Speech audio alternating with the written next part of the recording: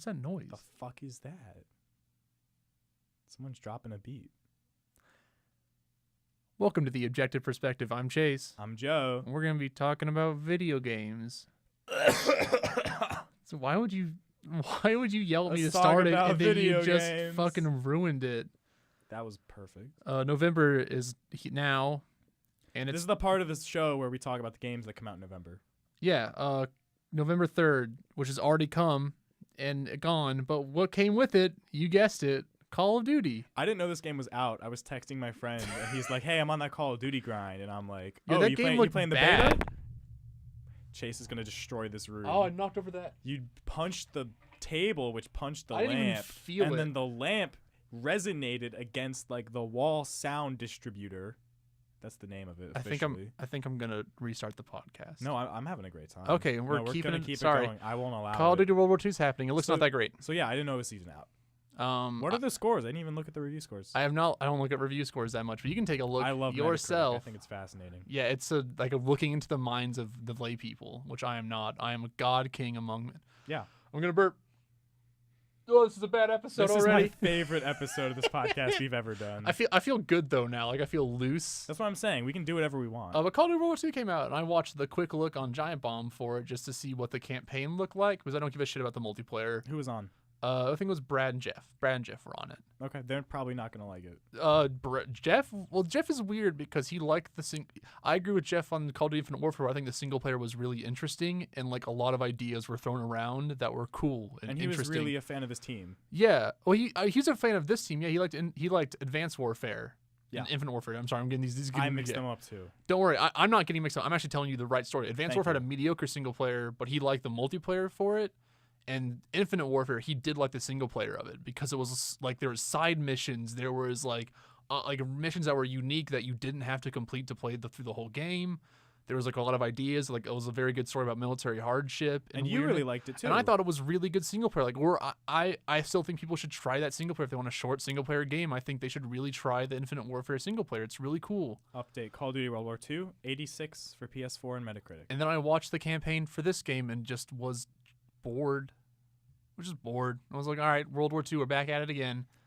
And I like World War II stuff, but I recently went back and just played Call of Duty 2, and I watched this being played. I didn't look at it. I kept the sound on a little bit, but then I watched some like more campaign levels from someone else and was just like, yeah, I'm going to play Call of Duty 2 again. It's fine. You mean World at War? I like Call of Duty 2 more than World at War. I think World at War is pretty...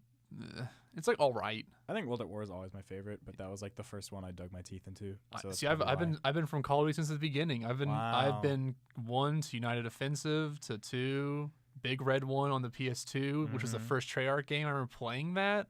That game sucks, which makes sense why Call of Duty 3 sucks. And then they did 5, which I was like okay with, but I thought they could have tried better with some of their stuff.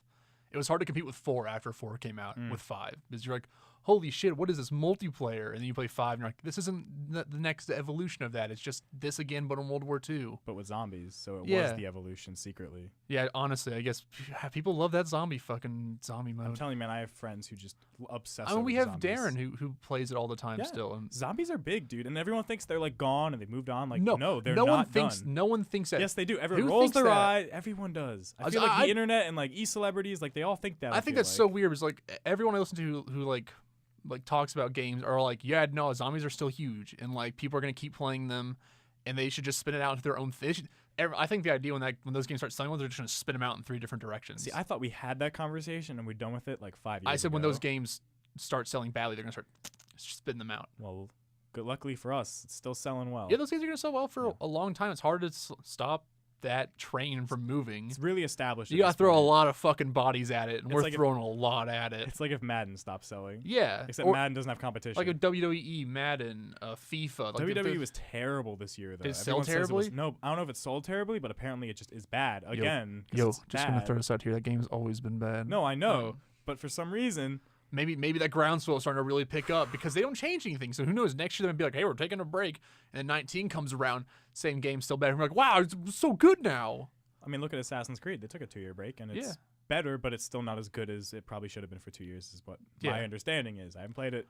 My friend bought the collection just to play Assassin's Creed 2 again, which is the craziest thing to me to this day. Dude, I don't think I could play Assassin's Creed 2 again. Like, I don't think I would like that game. He still likes it.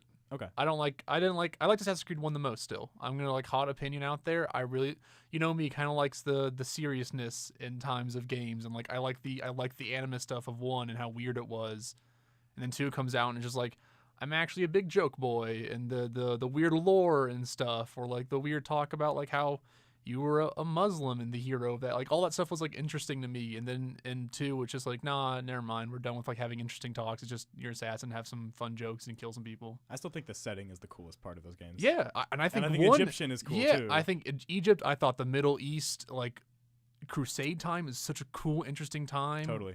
Very fraught with like interesting conflicts of religion and ideology, and it's not something that gets touched on much in games. You're right, and that's I think hearing the guy who made it interview talk about it, he had a very clear like what he was doing with that setting and stuff, which is like disappointing. I'm like, oh, I'd love to see him do it again, but that guy ain't doing stuff for. I don't know. I don't know what he's doing. They put him actually on a new project, I thought. Because like he left Ubisoft, but then his studio got got Wild. Bought by Ubisoft. Yeah. Oh, where the fuck is Wild? Wild's never coming. That's it. Or it's gonna be like some weird bad DLC game, like weird bad downloadable content game, $15 or something. Sad. Honestly, yeah. He's working on Beyond Good and Evil again. That's true. That's good. But like that game doesn't look like Beyond Good and Evil 2, so I'm honestly don't care as much. Give him Rayman back.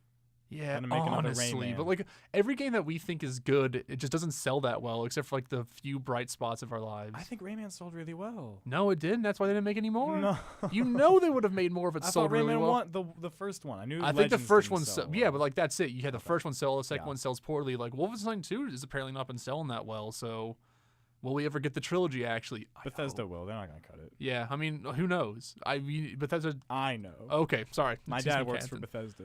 All right, so Call of Duty World War II comes out November 3rd. Tangented off of there. I like it. I love it. .hack//g.u.last recode, a PS2 game coming out for the PS4 and PC. Tangent. I was just talking with Chris about this half an hour ago. Okay, how does he feel about .hack//g.u.last recode? I've been meaning to get into .hack for a while. I own the whole anime of .hack, and I have never seen it. No, I've never played it. Because the games are expensive. Yeah, I own the anime just because I thought that would be funny to own, and then I realized I never watched it. I was like, I probably need to sit down like in the Christmas break and just plow through these. So this is a kind of series where you're supposed to go back and forth between the games and the anime, I think. Oh, I think you alternate. I think it's like you watch a season, then you play a game. I don't know for sure, but there's some kind of going back and forth. It's like transmedia storytelling. Well, I might have like the one season in between, like where you can watch the whole season. You might be able to watch the whole thing and then play the games. I don't know. No, I think you watch like a season of the, like mine is like .hack 0, so it might be like you watch this, then you play the first game. But and that might be anime. like Fate Zero. You're not supposed to watch that first. That's just a prequel. You can totally watch Fate Zero first. It's the best way to watch it. I've only watched Fate Zero, and I'm really mad because I thought it was the place to start. Now Fate's spoiled for me, so I'm just kind of screwed. What Fate? Now. What Fate's spoiled for you? I watched the next one. And I was well, now I know that the two girls are like sisters. And I know that the other dude was Gilgamesh. Hey, I'll let you know this off the fly top hat. None of that shit fucking matters. I think Fate's really cool, and I've been trying to get into it for a long time. Gilgamesh is pretty cool. Gilgamesh is really cool. I'll let you know. There's a lot of cool things in Fate. I didn't know you watched Fate Zero.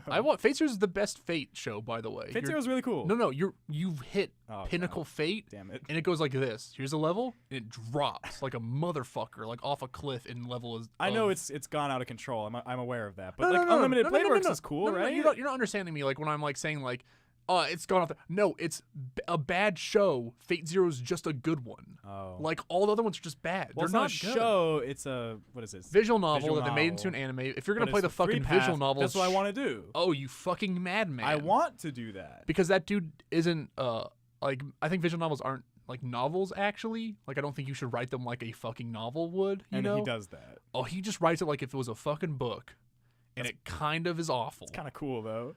No, because then you should just write a book is my answer. And then maybe add some drawings in there if you want to have fun with it. Or exploring new ways to tell stories. It's true. Or you're learning ways to tell the same story again, but this time you're just calling it something differently. There's different paths. You can't take different paths in a novel unless you have one of those It's called Choose Your Own Adventure. Choose Your Own Adventure bullshit. I used to read all those when I was young. The genie one? I read the genie one that comes out of the soda can. No, I didn't read that one. But did you read the one about? There's like not like the Goosebump ones, but it was like Choose Your Own. It was like they were literally called the Choose Your Own Adventure series. So it'd be like, oh, we're going on Dinosaur Island, and it'd be like you missed and we're shot 50 times in the back. And I was like, this is dope. Those got dark. Yeah, they all do, don't they? Yeah. What was we're talking about books earlier, like young things we read. I remember reading the you open a book and go inside of it stories. Remember those? No. It was like I think the first one was also a dinosaur world. My theming of what I liked as a kid was, does it have dinosaurs in it? That's pretty cool. That's why I played a lot of Turok. Iskandar is really cool. He was my favorite character. Do you think they should bring back Turok? No. No, they shouldn't. I want Turok to come back. I want Alexander the Great to come back. I think Turok could actually be a better series now because of Doom. Because of Doom. It's like, think about it like this. Turok was like one of the first-person platformers, and I think they've like gotten that down now to bring that back. What does it look like without all that fog, though? Well, I mean, you make a fucking new game. It's what it's called. What does Doom look like now? There needs to be zero draw distance for that game to be that game.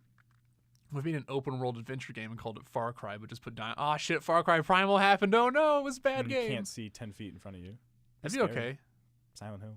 Yeah, Silent Hill 2 worked for a reason. There we go. It's one of the best horror games. There we go. But those two games are coming out. But this is really cool that they're going to put all those dot hack games into one disc and make that a lot easier to consume. Is that what cheaper dot people hack get into? Geo.U Recode, is that all of them? No, I think it's like a part of the greater series. But okay. Either way, it's a new entry point. If it sells well, we'll see what happens. I've been meaning to get into it. I don't know if that's how I'm going to make it happen. Yeah. We'll see. November 7th, Neo for the PC comes out, the full edition of it. That's a big deal. I was thinking recently I want to play Neo before this year's over because I don't think any of us have, and I'd like to get a perspective on it. Josh played it. That's the only person I know who's really played it. I'd like to play it to get a perspective. I think Thomas played it too. I think he really liked it. So there's your answer. But they're both not going to show up for Game of the Year probably. I don't think Thomas will. Well, Thomas can't. Thomas can't unless you Skype him in somehow. But Josh is really busy. Yeah. Sonic Forces, November 7th as well. So the Sonic Forces game is coming out. That game comes out this Tuesday? I've heard it's really bad from people who are Sonic fans. Are reviews out? No, but like, you shake stuff slips through the cracks. It's not like I expect this game to be good, Chase. You're not really blowing my world here. But like it's bad. Like Sonic Boom bad? I don't know if it's Sonic Boom bad. I think it's just probably a Sonic Unleashed bad. Because Sonic Boom was a weird case where I feel like we were all joking. We're like, yeah, we know it's going to be bad. And then it was just like even worse than all the bad things we expected it to be, which led to a really weird feeling. Yeah. You know? Of like we were right, but we were like jokingly still not right enough. The thing is, I have a hard time being like, oh, it's bad. But is it Sonic Xbox 360 bad? And nothing's beaten that for me yet. That game is just not workable almost. 06? Yeah, 06 is just a fucking basket case of a video game. I've never played it. I own it. I almost bought it in a GameStop one day. I've convinced a lot of parents not to buy it for their kids. 9-year-old Joey almost did it. That'd been a bad idea. That game's really bad. And I've played it multiple times. I played the Ring one on the Wii. Secret Rings? I had a good time. That might be the worst one. I had a good time. That's the one where it was a bad game. That game's like atrociously bad. It was a bad game. And I tried to finish it. I think I did. That's awful. Just out of perseverance. Just played the Black Knight, which is like the okay one. That's what you do back in the day. You just finish whatever game you buy. I still do that. To the best of your ability. I still do that. I still try. Yeah. I'm trying to beat Dragon's Dogma right now, but we'll get back into that. November 10th, we got a plethora of games coming out, but Doom for the Switch comes out, which I want to know what that game looks like on the Switch. Is like an actual thing, like especially on the go, how it'll look. But Joy-Cons detached. Yeah. On a plane. Playing Doom. It's appealing. It's enticing. I don't know. I still like on the go gaming thing. I've just become less and less into. As I'm just like I want to listen to podcasts. Or I want to like write something while I'm here. I want to study for my tests. So I usually just don't play games on the go anymore. Also, November 10th, Need for Speed Payback comes out. I haven't heard any buzz for that game. I don't think anyone's remembering it's coming out. Is my actual answer. That would explain it. Mario Party: The Top 100 comes out for the 3DS. It's Mario Party Top 100 mini games. I wish that was on the Switch. Yeah, that seems like a way better Switch game than a 3DS game. But now, real talk, they need a Mario Party on the Switch, and they need it soon.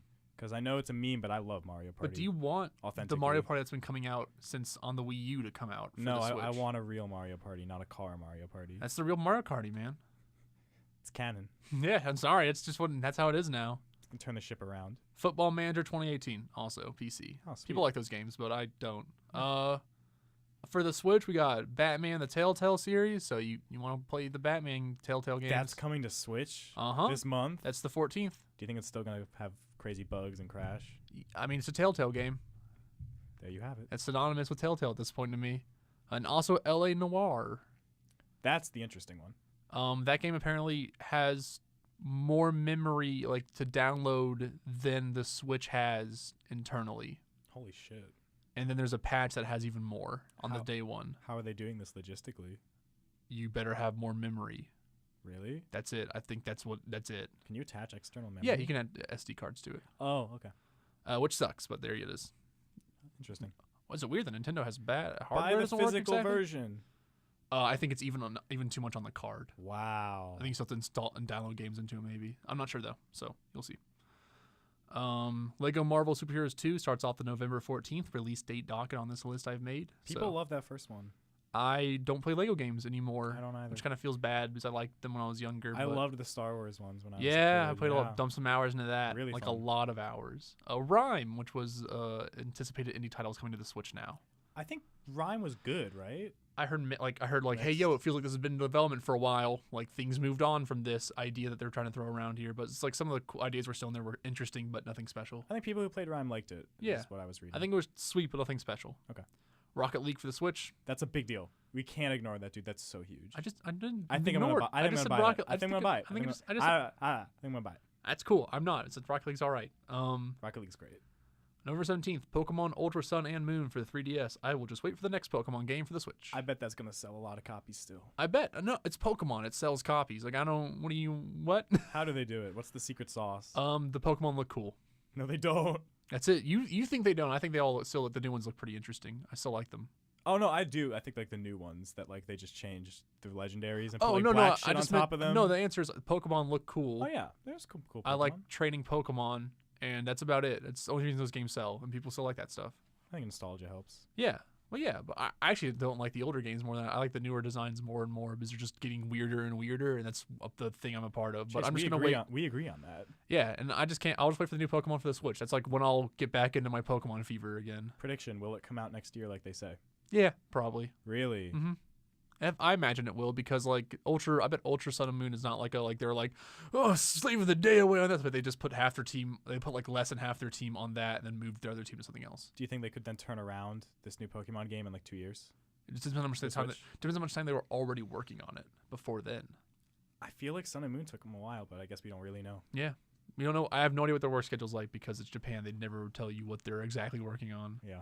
Also, November 17th, Star Wars Battlefront 2 comes out. So gonna be one of the highest selling games of the year. The second Star Wars Battlefront game comes out.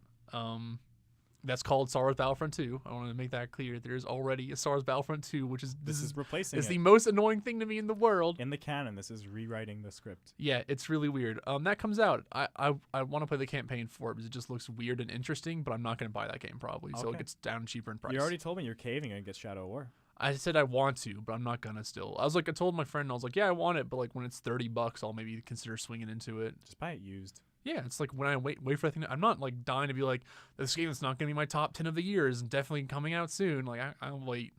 I already spent the money on The Evil Within 2 and Mario. I gotta wait. There we go. Elder Scrolls 5 Skyrim for the Switch comes out November 17th. Does that sell millions of copies? Yeah. Yeah. Oh, yeah.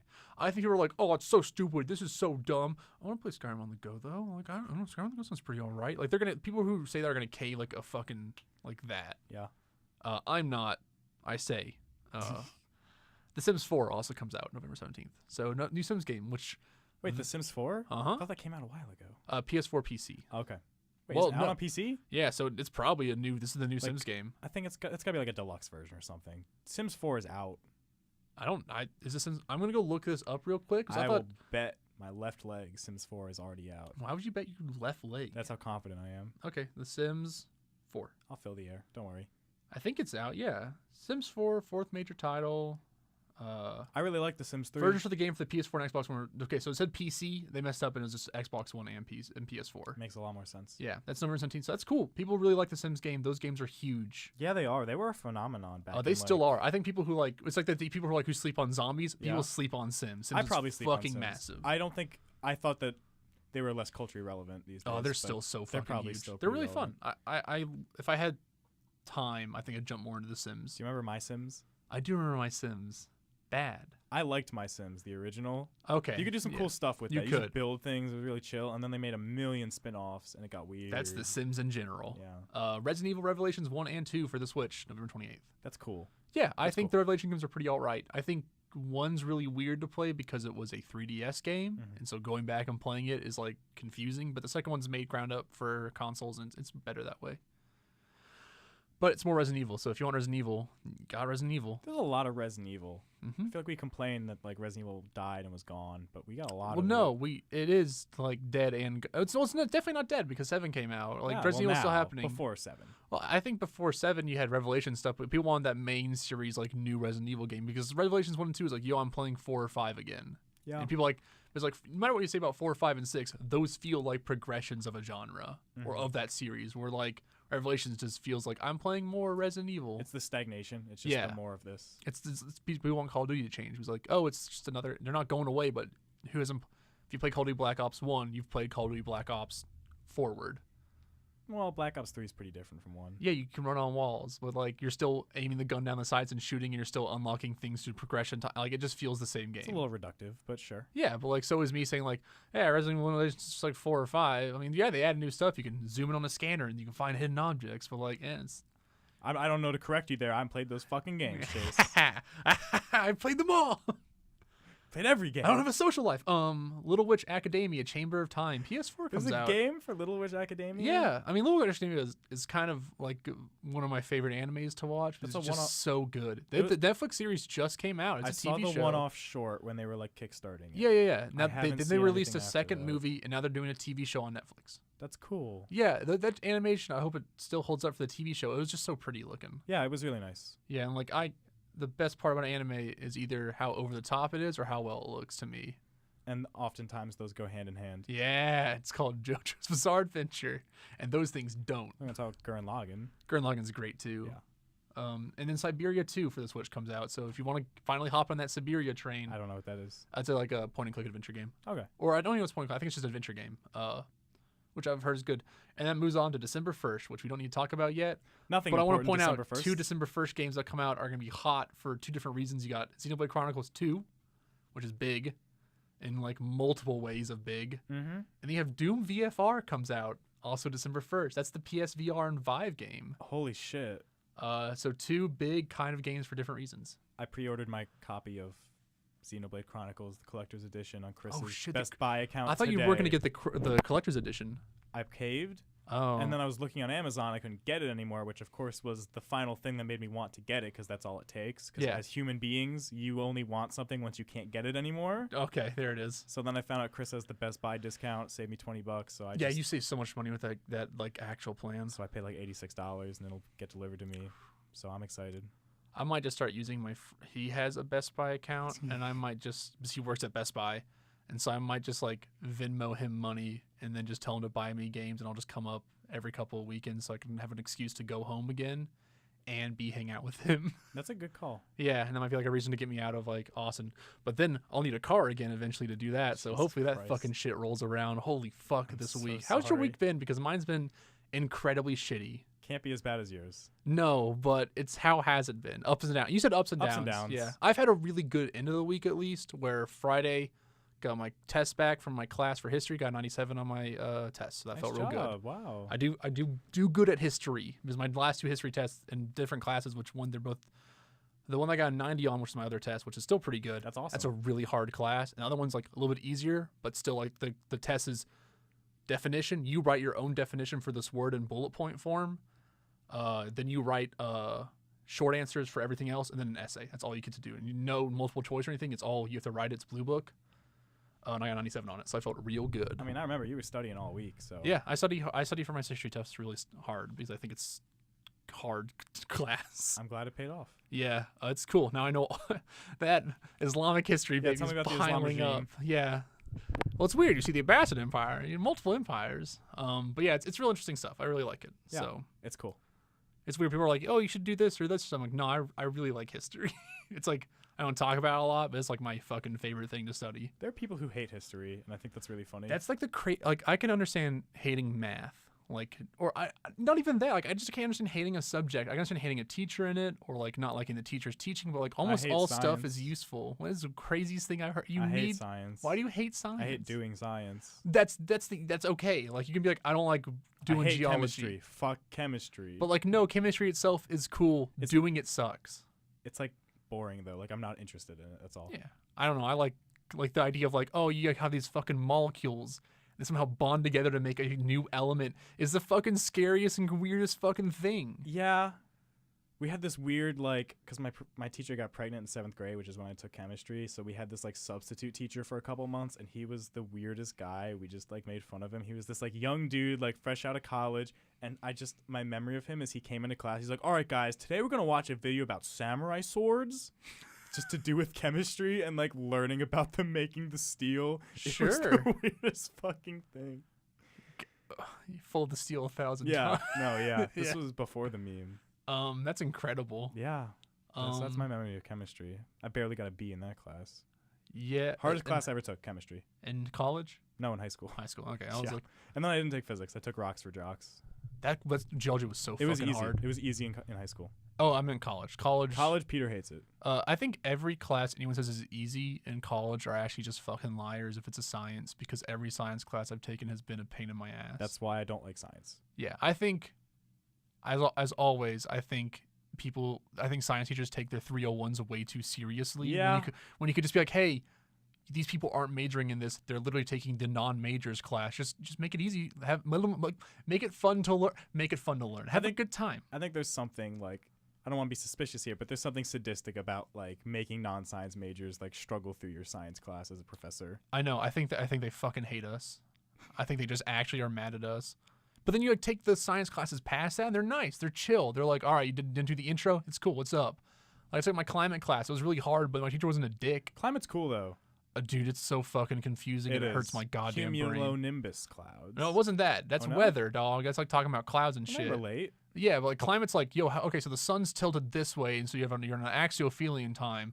So the axiophelian's coming in, so all right, so that's gonna make the monsoons like this. So it's kind of oceanography a little bit. So it goes into everything. Yeah. It goes into literally like, all right, we're talking about volcanoes, we're talking about how the Earth's tilted, we're talking about the Earth's orbit, we're talking about how clouds are, we're talking about geoscience. And you're like, it was my geo class, so yeah, it was my geology class. My friend got into electrical engineering for his major, and he was telling me about like he was studying for a test. He's like, yeah, I just learned how magnetism worked yesterday. It's like really fucking crazy. Yeah. And to me, like magnetism and electricity is just this like weird magic that just kind of happens, just kind of works, and I'm too stupid to figure it out, so I don't question it.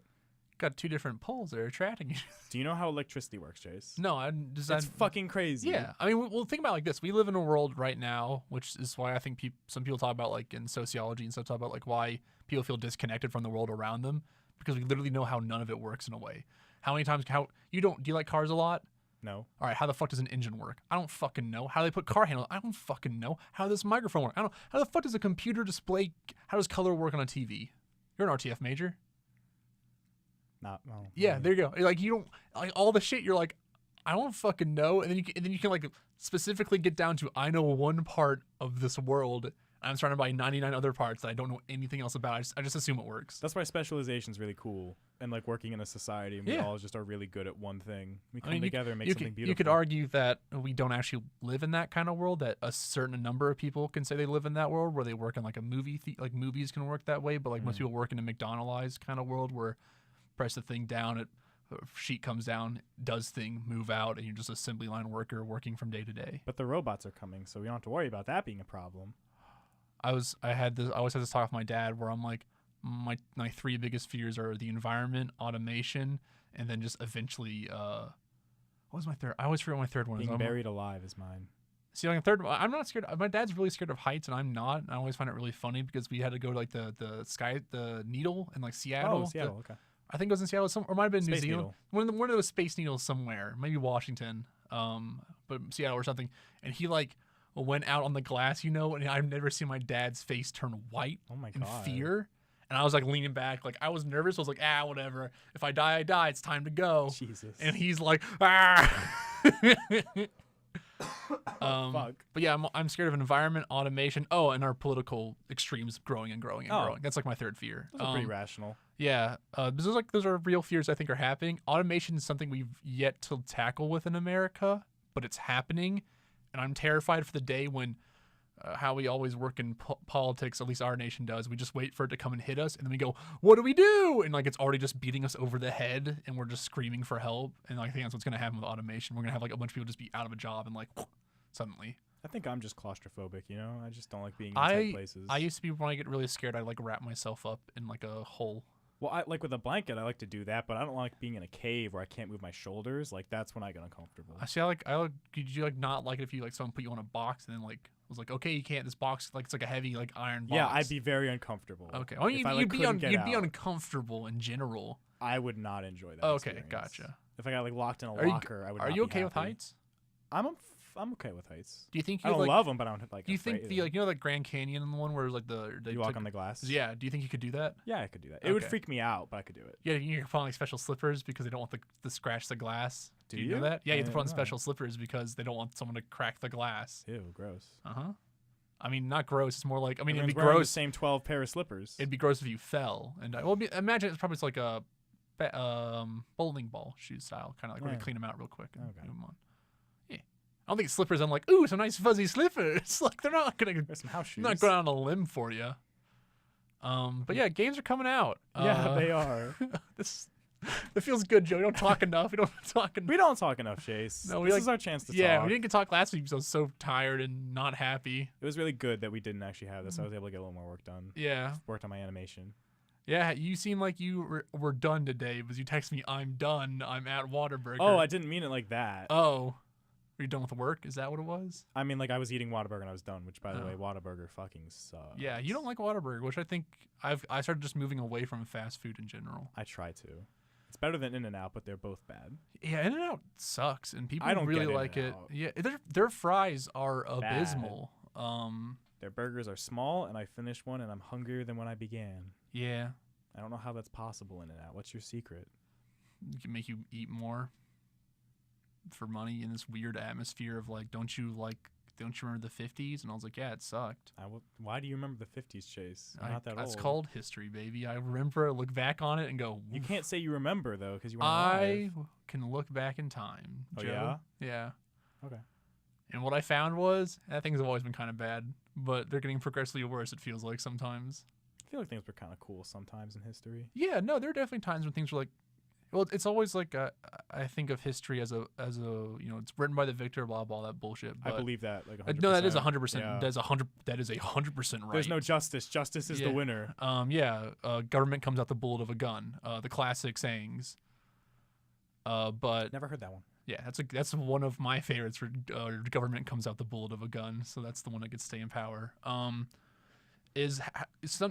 Things were good, but for who?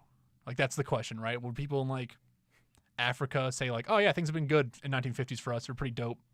Like no, like it was good for maybe us in our area, but like was it good for other people? Has it ever been good for everyone at once? Yeah, Has and that ever that's the happened? question. No, probably not. Maybe when like we were all oozes and we couldn't think past that moment in time. Maybe But things were someone's alright. always hungry trying to eat the other ooze. You're right. You got to keep working. You got to keep working towards On that grind. eventual equality. It's like I said last time, like 3 steps forward, 2,900 million steps to go. We're working at it. So And what- we take like 3 steps back at the same time. We all cry because it feels fucking impossible to get past it. What's up? What games you been playing? Yo, I've played Dragon's Dogma Dark Arisen. So you've played Dragon's Dogma before. It's not I've your first rodeo. I've never beaten it. I've never gotten super far either. So I'm the farthest I've been now. I'm like level 21, which you level up pretty decently quick in this game. Okay. What what level are your pawns? So your main pawn will be like right behind you in level. So I think she's also level 21. Okay. I'm playing a ranger, like an archer stab man that looks like Leon Kennedy. I just made him look like Leon Kennedy. You're really feeling that fresh off Resident Evil. Oh, train. don't just tell me. Don't let me tell you what I've been playing also later. So it might be Resident Evil 4. But refresh my memory on Dragon's Dogma. It's like you have pawns and you send them to other people's world. so and this, then let me you explain borrow how other it people's works. So pawns? you start the game off with your heart being ripped out by a dragon. Okay. And being called the Arisen, which means you live without a heart and you're the only one who can kill a dragon then. Wow. Which is like a real cool setup, I think. Like dragon comes in, you're like fighting with a sword, like, I'll kill you, dragon, is attacking your town. And then just like bitch slaps you like fucking far and then just comes up, sticks its claw, which is as big as your body, into your heart, rips it out, and then it just like talks to you and then disappears. Why would it do that though? Why would it because give you the power to Because kill it? dragons are weird, and I have yet to learn why, but there are multiple weird things going on in that world that are Okay. happening. Even though I know the ending of the game, which is spoiled, it is still the most interesting ending to a game, maybe. Okay. But when I get to it, I'll see if I actually still feel that way. So we'll see. Yeah. Then so you get that, and that gives you the power to control pawns. Pawns are humans without emotions who like to be or like pledge their services to an arisen. That's what they do. As a pawn would imply. Yeah. And so that they're always like I don't understand all these human emotions that you people go through because they're just not emotional.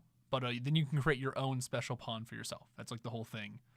And so you can make a second character pretty much that's just another pawn. Kind of like a familiar almost. Yeah. So I'm playing there's like 3 classes at the top. There's like warrior, strider, and like mage.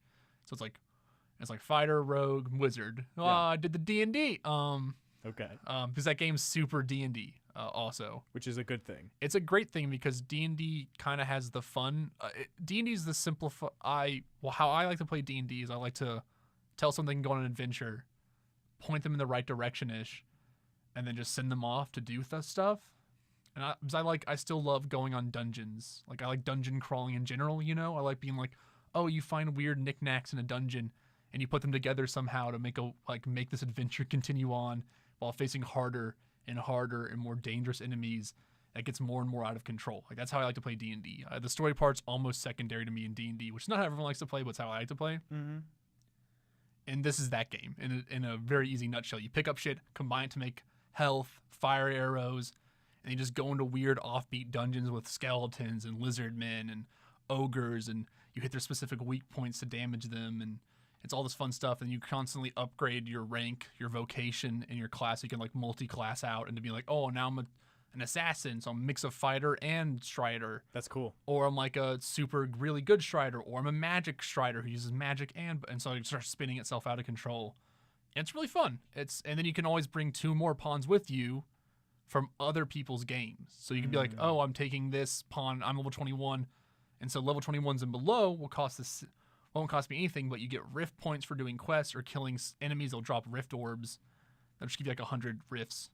And you use those, you can take higher level ones. You can have like, oh, I have a level 39 with me now, and I'm level 21. And they're still strong, but you're so weak still that like you can die in a few hits. And how health works is if you get hit, you lose a certain amount of health permanently till you go back and rest, and then someone has to heal you for the other part of your health. Or you can like drink a potion to get it back. Oh, weird. Yeah, so like if you're in the middle of a fight and you get hit and some like a mage casts like heal on you pretty much, like these weird heal orbs, you can only get a certain amount of health back unless you like drink a potion. I think some potions. And so it just becomes like a long like line of like, and then like going from place to place takes time and is always dangerous. There's no fast travel? There is, they added in Dark Arisen, but you can only go back to where you've been. Got it. But in the original game, when I first played it, which I thought was really cool. I'm a little bit farther than I've been. In this game, I'm still a little bit farther than I'd be exactly where I was. You don't get that. You'd get like a fast travel. You can use it once and it's broken. You'd have to buy a new one. So you'd have to like set a waypoint pretty much and be like, okay, I'm going there. I need to stock up, be prepared for this. Once if it turns night, more stronger enemies come out and they try to hunt you down. Got it. And so you're like going through the day and you're like, I have to fucking get back to this castle or I'm going to die. And it becomes like a crazy adventure. And it's fun. Like I found a hidden waterfall dungeon like I found, and that was fun. Went through there, like did a few puzzles, found like ancient tablets. And it's very much make your own adventure kind of. Yeah. You're having your own fun with it. Yeah, and then also you can jump, and if they're big ones, you can just jump on them and like grapple them like Shadow of the Colossus style. So you can jump on a griffin's head and just like start slashing its head. What the fuck? Yeah, like there's like a whole grapple thing. So like if like for me, I won't do it too much. I'll be like archering around or like running up and stabbing them. But like I bring like 2 fighters.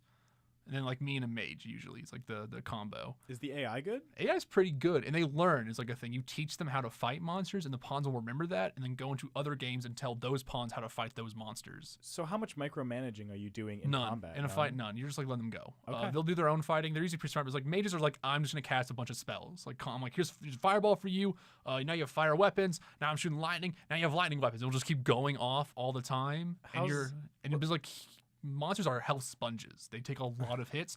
So you're like, you don't have time to micromanage. You're just like, I have to kill this thing before it fucks everyone else up. Mm-hmm. And so like as the strider, I'm like trying to get back and hit mages and shit while the mages try to hit the heavy dudes and the heavy dudes try to hit me. And it's like constantly like running around, like stabbing, going through, and then they're like blessing my weapons so I can kill skeletons quicker. It gets crazy. What's the balancing for mages? Do they have mana or is it just cooldowns? Cooldowns. Just cooldowns? Okay. No. So everyone has stamina is like a thing. So you all have stamina, and just using anything uses stamina. And if you deplete your stamina, you go and like bend down the classic. Yep. Yeah. So there's no cooldown. So you can like just start shooting off spells, but then you'll start taking like you'll just wear yourself out really quickly. Got it. But you can also your spells get upgraded. So like one is like my guy dashes forward and does a stab. But if it hits, it can just keep going. So I just keep tapping Y. So it goes like hot and like starts like just dashing like a weird like blitz move. That's cool. So it runs out. My other one is like if enemies get into a staggered move, if you like hit them a bunch, they'll like start.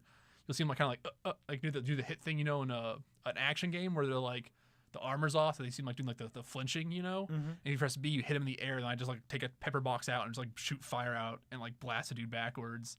I can also take out my bow and shoot 3 arrows at the same time, 5 arrows horizontally, or shoot fireworks down and blows up. And so you're constantly like trying to like hit, get out as an archer, then like shoot a bunch of arrows back, and then hopefully your mage is like casted fire boon on your weapon, so you have fire weapons for a second. It gets crazy. It's fun.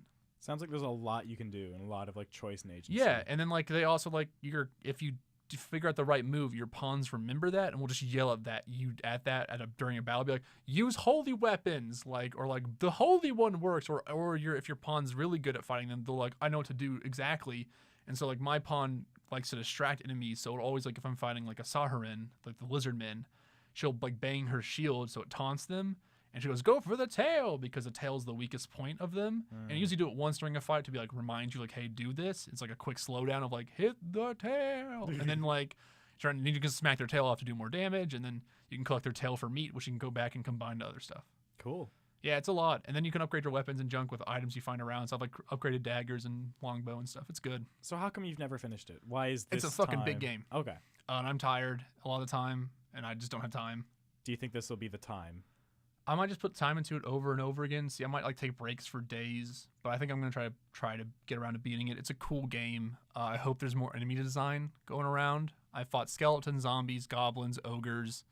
I know there's griffins. I know there's dragons. There's no dragons in Dragon's Dogma. It's crazy. But I know there's more than like one dragon. But apparently, like the game is like really open in a way that games aren't. Like where like you can just go, and apparently if you just go off in one direction, you can just go find that dragon that killed you at the beginning of the game. Like he's just around there, and you can just go fight him.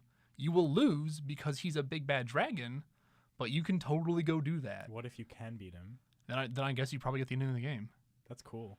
Yeah, which is interesting. But I'm like, I enjoy going around and doing stuff. Like I just resurrected a man's son because you find things called like rift stone, I don't know what they're called, like life stones. But if you get 3 of them, it combines into a resurrection spell, which you can use to revive people just from the dead, which would include you or your pawns if they actually do super die. And you're using your own resources to like help an NPC. Yeah, and he like his son actually comes back to life. He's like, my son, my son, and then he's just super happy. And I was like, all right, see you later. They give you anything? Money and experience. Nice. Those things are both very good in that game. I bet. have a lot of money, but you can blow through it pretty quickly from upgrading and buying armor and like this really good armored things. But I've also only been to the first city. I already have like 20 quests to do of like, hey, these are from the Duke. You need to do these. You need to find out, get this keep back, decipher these stones, go to this. I probably already did one quest on accident, which is funny, which is like, hey, go behind the waterfall and find this ruins. I already went to that waterfall. I know I did, and found the ruins and like the text. I'm like, hey, I found it. So I'm probably going to go back there and just be like, hey, I brought the tablets already. And they're going to be like, all right, cool. Then I can teleport back. But in Dark Arisen, they gave you an automatic teleport stone that you can use forever. So I'm just going to use that a lot. That's nice. Yeah, it's nice. But it seems like almost antithetical what the game wants, but also it's nice because you have to travel around a lot. But right now I'm trying to get to the next city because I didn't do that last time. Cough man. I have to get to the next city, and so I'm just like going through like just trying to find my way there. And I went off the path a bit, and now I'm kind of feel like I'm lost and I'm scared. That's fun though. You get lost. Literally. I just went off the edge and was like, maybe it's like the map just isn't revealed till you start going through it, and so it's just like you're making your own path literally. So it's pretty cool. And there's always monsters around. And they're fun to fight, and so I'm just having a good time. This is a beloved game. Yeah. By the ones who have played it. Yeah, it's I can definitely see why. I don't need to hit the desk that loud. People say this is like one of the best RPGs. I don't know how I feel about RPG stuff yet, but it's pretty cool. Okay. What have you been playing? Let's not dick around. Let's talk about Mario. Okay, I've gotten to Wood World and Water World. So you did do the Water World. Yeah. You did the Lake Kingdom. Yeah, the Lake Kingdom, and then I got to the Wood World and then stopped. What do you think of the Lake Kingdom? It was fun. I enjoyed my time there. I think that's my favorite world. That's the one that I really There's not a lot like. there. I like that world a lot. Maybe kind of because there's not a lot there. Okay, alrighty. Because I think you come off of the Sand Kingdom and it's this huge world that's like one of the biggest ones, and then the Lake Kingdom feels so digestible. It's like so bite-sized. Are a lot of worlds like that? A lot of them? Yeah. No. There's a handful. And Okay. that's kind of what I like, is the game has really big worlds, and it's not afraid to have some smaller ones too. Is the can I go back to Cappy's place and collect moons? Yeah. Okay, I should There's probably stuff do there. that. You don't have to. I just want to though. I like that place a lot. I thought it You was do? cool looking. Okay. Let's talk about. I want to Let's hear get what you into think it. about Mario. Yeah. Let's dive deep. I thought it was really. I think it's been really neat and fun, but nothing special. Is maybe like a weird way to put it. Where I'm like, oh, this is a Mario game. I'm just playing a Mario game. And like maybe it doesn't feel like the tightest Mario game. It doesn't feel like the platformers Mario game of like when I played Mario Galaxy. I'm like, oh, there's a like I'm doing platform. Like I could get killed. But this game just like having a good time. There's a moon. Boop boop and like moving on.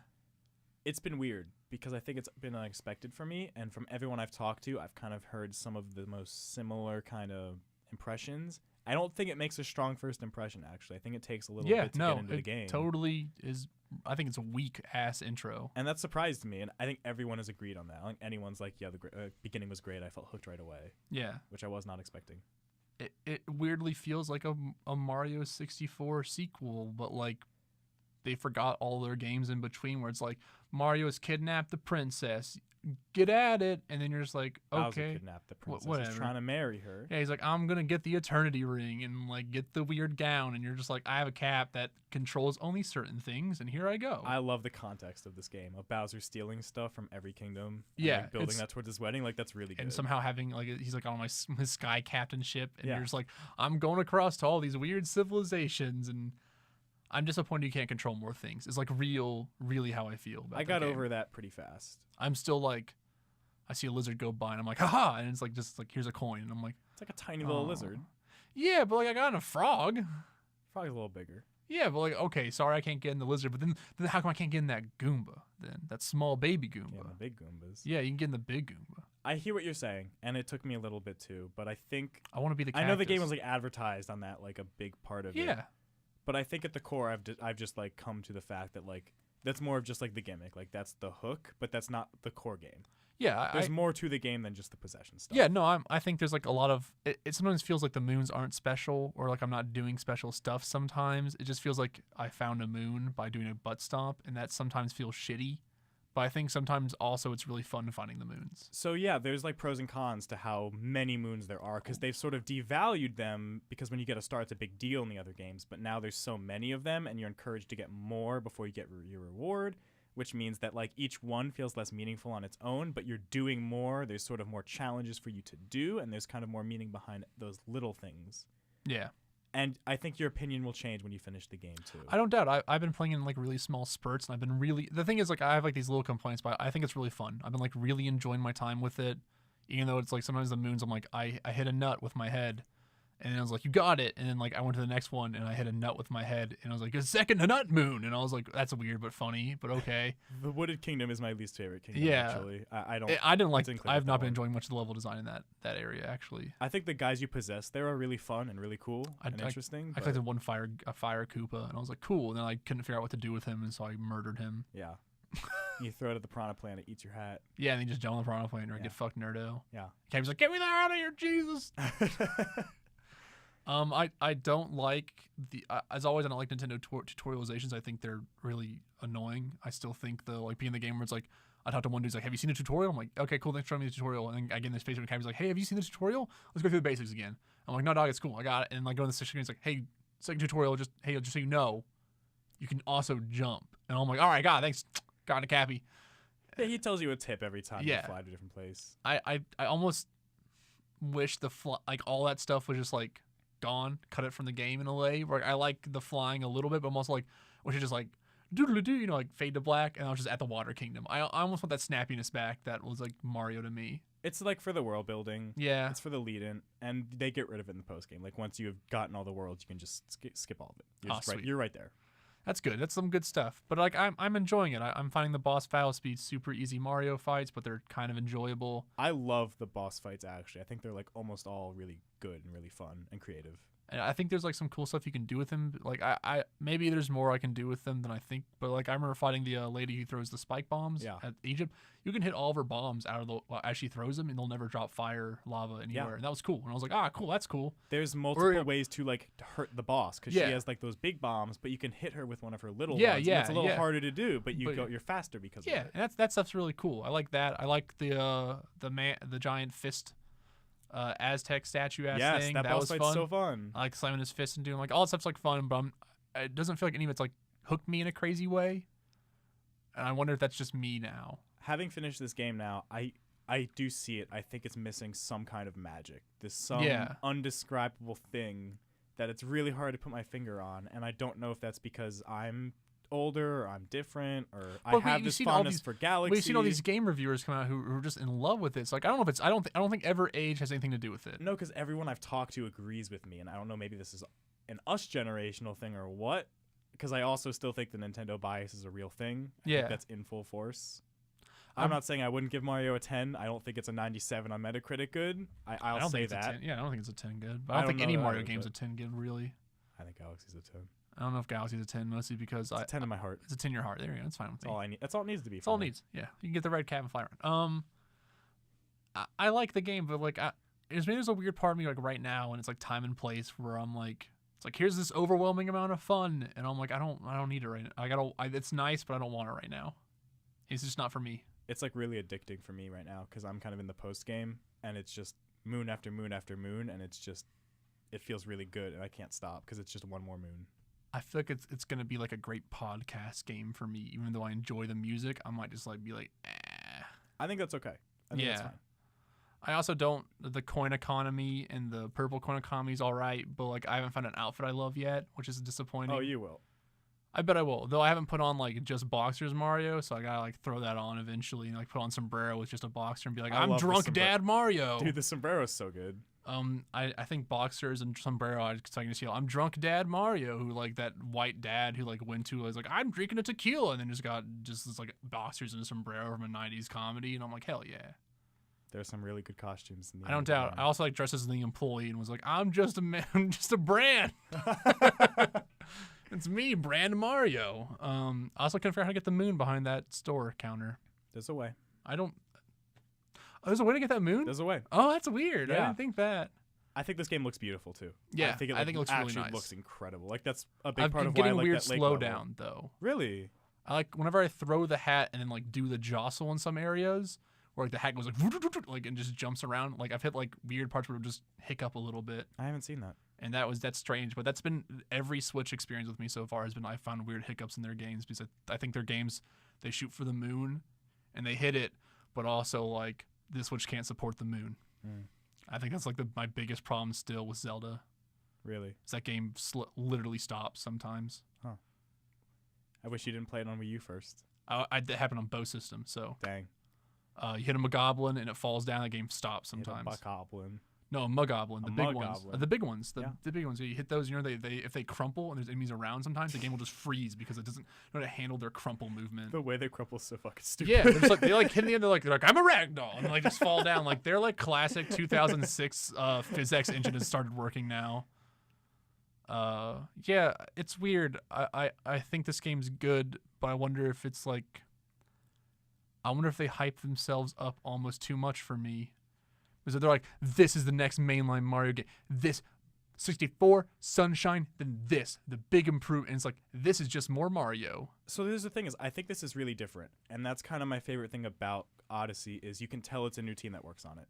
You can tell how distinct it is from what's come before it. I think especially these last 10 years, which have been really definitive of like how samey Mario has gotten as a brand. You know, you look at 3D World, you look at all the other spin-offs, all the new Super Mario Bros, like that same kind of aesthetic, the same characters being introduced, visuals.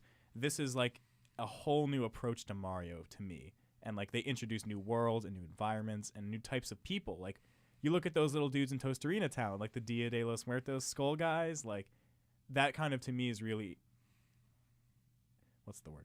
But that's Mario to me. Like that's just normal ass Mario to me. Like being. Do you really think so? Yeah, but like the only thing that's different is like, oh, the collectibles aren't as like special as they used to feel. Like you're not getting a shine sprite or a star. You're getting all these moons back to back to back. But like that's the only meaningful difference I've felt so far.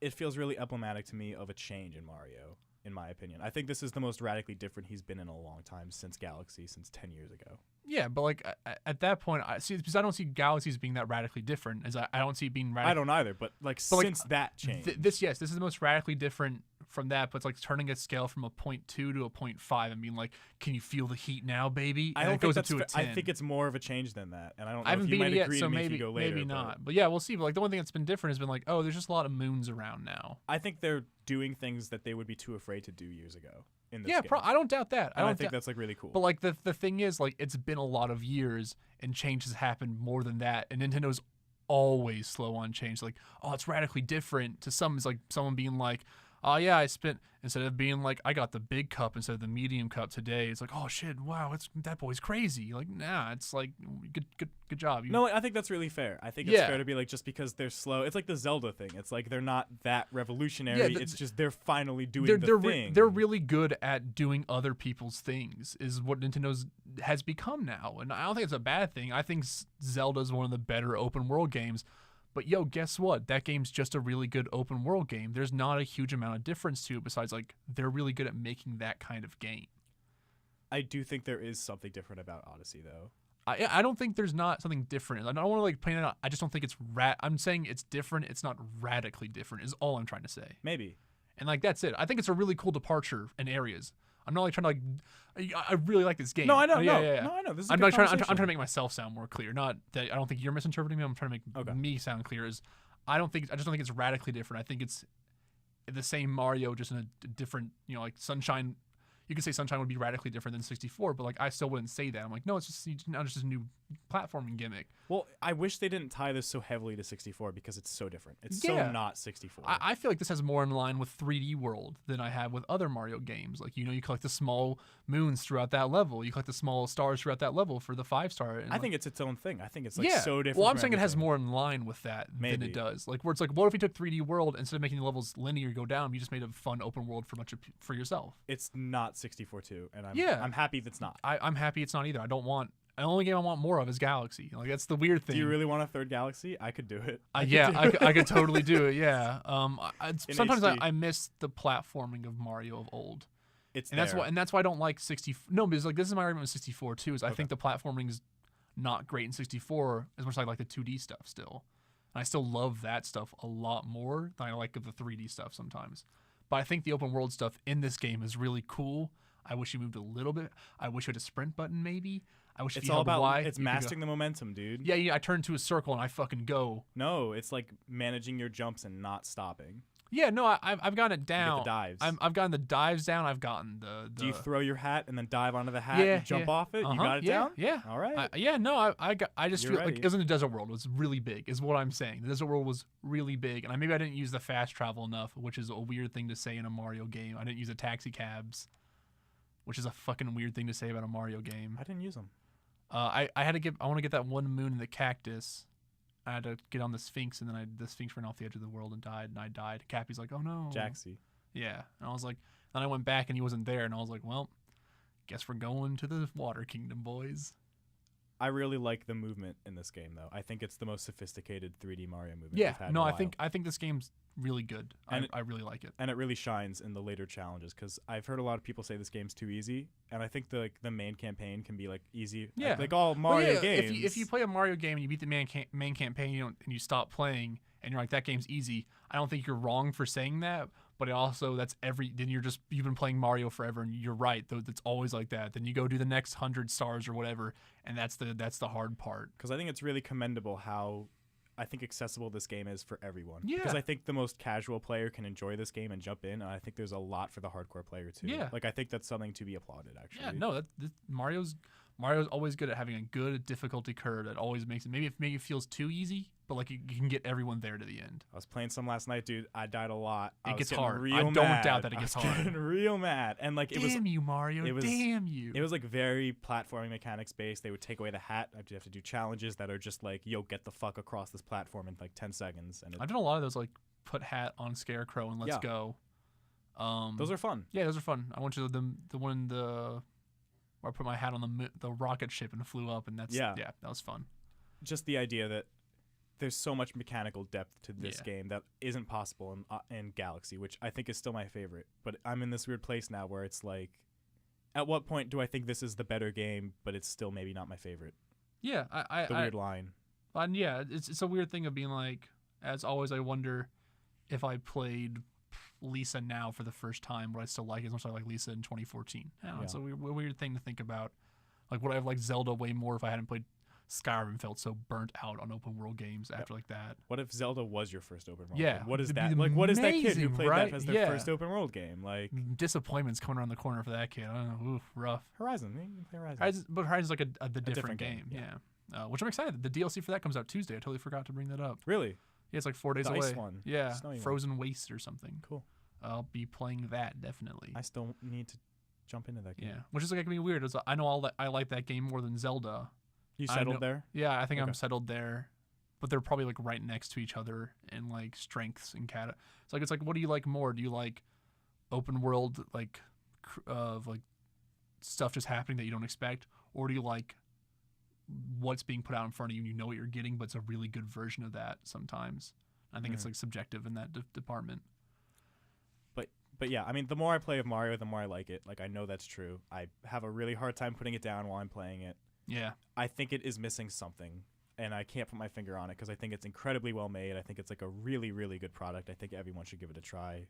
I wonder if like what's missing from it is like us playing it after 20 Mario games. It's like that's what we're missing. Is like that's what I was thinking. Is like time and place, where I'm at right now, how old I am. Like, I bet if I was 10 and I played this game like I was when I played Galaxy, maybe that would have been that. Like, I wonder that same thing with Zelda. Like, because everyone seems to love it, but I'm like, everything you complain about in video games is in this game right now, and yet you all love it. I'm just very confused why. Like, man, I'm so tired of watchtowers in video games.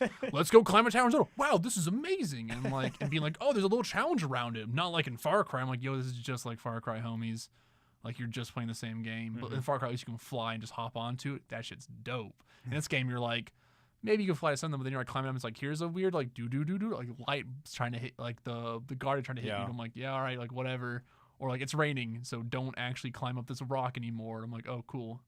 Gonna go walk all the way around this mountain now, or not do the thing I wanted to do. Thanks, game. It's like, I wonder if it's like just difference in times now. I think I expected Mario to blow me out, and like it's been a more subtle kind of thing. You know what I mean? Yeah. We played ARMS too recently. I want to talk about this for like ARMS a quick second. Fun. ARMS is not good, but it's fun to play with friends. That's the answer. Go watch the video we're gonna put out. Who worked on that? I think Jillian worked on that, right? I think we're working on it. I don't think it's edited yet. That seems like a fucking pain in the ass edit. We were really fucking slipshod in that department. Just loosey-goosey casual. That was a real loosey-goosey casual thing. Colton had a great time. He seemed like he had a good time. I love Colton. He's great. Colton, if you're listening, I love you. You're great. He's great. I had a really fun time playing him. That was like the actual fun match. I'm really glad he stopped by. Yeah. He beat me. I was really disappointed. That was a close match, too. Like, that was intense. I thought you had him. I thought I had him. It was close. It was a good match. All he would do is grab. I just kept seeing him grab. He grabbed. Abuse him. So he stopped grabbing in that match. Oh, there we go. Is a thing. And also, I didn't watch him play really ever, so I was like, that'll be rude. But I believe in honest competition. Yeah? The cop bot was fun to play. Bite and... What is it? Bark and bite? Yeah, bark and bite. Bark and bite. Dumb. That is dumb, and I like it. And then I played Resident Evil 4 some more. Went back into it. For the Wii. For the PS4s. I haven't played that one yet. I thought you played it for the Nintendo Wii. I don't have... Things I've learned this time as I traveled here. I don't have Wii controllers anymore. I don't have Wiimotes. You don't have a Wiimote on hand? Do not have a Wiimote on hand. Sad. I might need to borrow a Wiimote from someone I know. I don't want to live in this world anymore. Do you have a Wiimote I can borrow, Let's go back to 2008. Hey, Joe, can I borrow a Wiimote? I didn't bring any. Yeah, I'm part of the problem. Yeah, that's me too. I'm like, Evan will probably have a Wiimote spare. I think Danny probably has one too. So I want to play that game in the Wii, but also I play on the PS4, and I realized how much the early control scheme is ingrained in my brain. So I'm trying to play it with the modern or the control scheme made for more modern, where you hold L2 and R2 to shoot. So I have friends come over who want to try it out. I have people who come over all the time now. Apparently I'm fun to hang out with or something. You're moving up in the And world. all I do is sit down and play video games and have people over or watch Zoo because I just want to do what I want to do. Fuck, I wanted to start Zoo. Zoo is good. It's okay. I've been meaning to. I'm watching How I Met Your Mother. They're taking it off next week, so I'm working my way through. Season 3 of Zoo is so good. It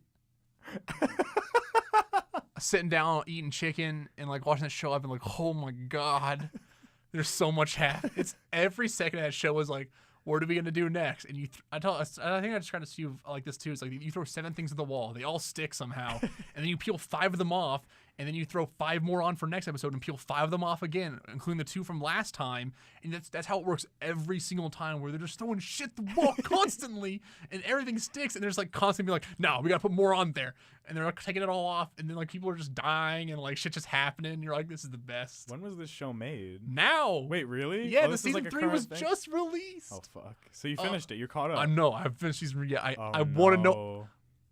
It's going. Why are you here? Because I had to do this cool show with my friend. Oh, okay. That show's great. That's We're what I'm friends now? watching. Yeah, we're getting there. All right. You acquaintances. You put a title on now. It feels kind of weird. I was just. Can I say BFFs, but like ironically? We're moving a little too fast.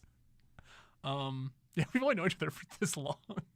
It's been like a year. Happy Happy anniversary. Podcast. Happy anniversary. We've known each other longer than a year. It's been about a year. Yeah. Happy anniversary. Yeah, God, dude, I've been here for a while. This is a nightmare scenarios. School's rough. Yeah. So I play Resident Evil 4, and it's L2 and R2 to shoot now, which in before was like you R1 hold down square. L2 and then you shoot. With Yeah, with R2. Yeah, So it's like you pull down. Yeah, because you can't just free shoot in the game. Okay. And it's like L1 and R2 to use a knife. And the original game was like R1X to shoot, and then you use the left stick to aim because the right stick wasn't used for anything. So it was a C stick in the GameCube. It was originally only a GameCube release. Right. And that's how I remember how to play. So I have a hard time grasping that mechanic to not do that. So they mapped like modern controls. You can go back into the old one, but I just don't want to anymore. It's all the modern control. I just don't have anything for the original style anymore. I'm like, I'll just get this new one out of the way. So I don't think it's ever 1-to-1s. I'm not playing with a PS2 controller or a GameCube controller. Nothing feels 1-to-1 anymore. Right. That game's great. I forgot how much I enjoy playing that game. I forgot how much I have that original intro down in my head. I'm still bad at it. Like, I've never been great at that game, but I have fun playing that game so much. Like the beginning is like, all right, run to first area. There's a chainsaw guy back left. Throw a grenade. He falls on ground. Pop, pop, pop. 10 headshots. Get Ruby. Move back. Grab shotgun. Jump out window. I'm like, I know exactly how to do the route in my head. I have it at all times planned out. You're starting to sound like a crazy speedrunner. Yeah. Making me uncomfortable. It's a fun game. That game is just barrels of fun. That's like, people say it's one of the greatest games ever made. It probably is. And it's a weird thing to think like that game is the progenitor to third person shooters in a weird way. Like it isn't the actual third person shooter progenitor, but like it's the one that like was like, oh, we can make games like this. Popularized. Yeah, I mean the Kufazinski is just like that's why I make Gears of War because that game came out. Did he say that? Mm-hmm. He's like, if it wasn't for that game, he's like, I probably wouldn't have made Gears of War the way I'm like that. Before then, there wasn't like moving around and like it's just. Like, that kind of game is weird. That's so crazy to think about. I like that game, too. And it's just fun. It's, like, so much fun. It's dumb and cheesy. It's, like, a lot of dumb baloney, like Leon Kennedy. I've been thinking about the part in the game where you're, like, Salazar is, like, the main bad guy, and he's, like, his little buddy Sandler, who's, like, his, like, weird small person, like, guy who's like, oh, Leon! And, like, runs out with, like, a captain's hat on. The game is super, like, it's an 80s action film. I'm picturing Mini-Me. It is like Mini-Me. Like, it's an 80s action film in the guise of a survival horror, like, motif. So it's, like, everything looks creepy and weird, but it's this dumb idiot giving one-liners while fighting this one guy. So this guy, like, puts his hand across, like, a stone marble statue and is like, oh, I'll see you later, and, like, presses it in, and it's, like, a secret switch. He just falls into a pit, into a sewer dungeon. Like, the game is good. I get, like, Metal Gear vibes off of Resident Evil sometimes. It is. It is like that, without taking itself seriously, also. Like, it's without that level? Without, like, it's serious in its way, without but, like, the it's a eagle joke. in the background flying over Alaska?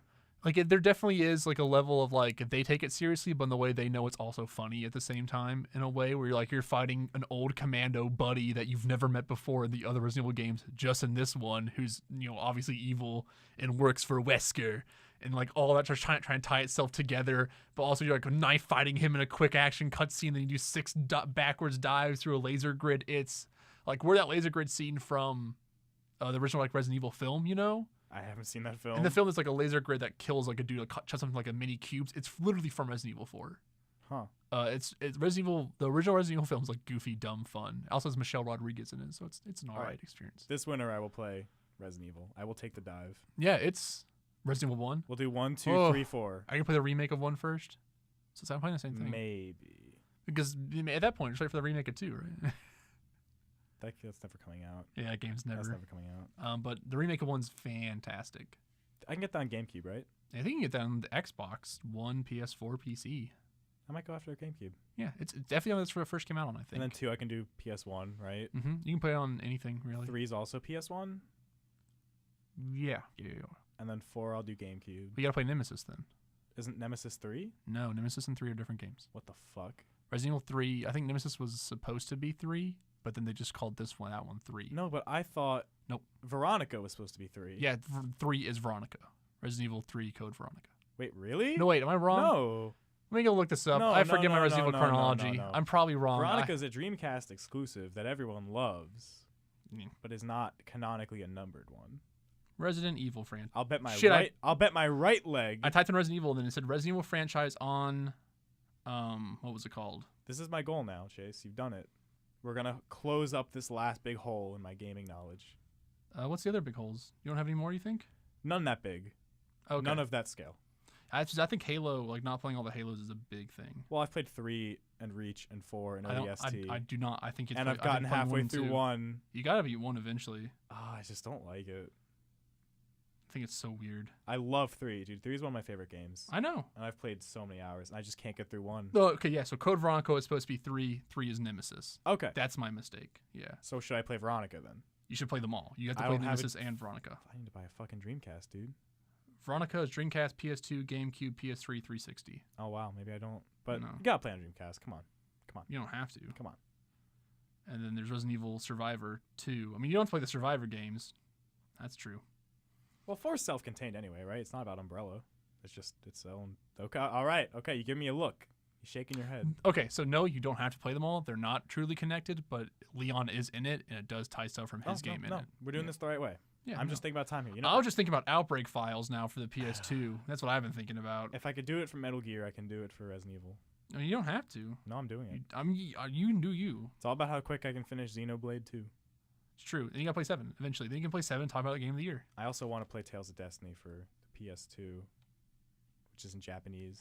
What else have you been playing, Joe? So I know you've been playing a little bit of something else. Downloaded Divinity 2. Okay, I wasn't thinking of Original that, Sin. but let's go into that. Divinity Original Sin 2. How do you like that?